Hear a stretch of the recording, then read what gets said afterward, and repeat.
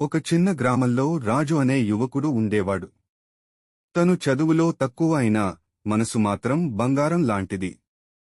ఎవరి కష్టాన్ని చూసినా సహాయం చేయాలనే మనసు. అదే ఊరిలో లత అనే అమ్మాయి ఉండేది. చదువులో టాప్, అందంలో ముద్దుగుమ్మ, కాని అహంకారంతో మేళమేళ్లాడే స్వభావం.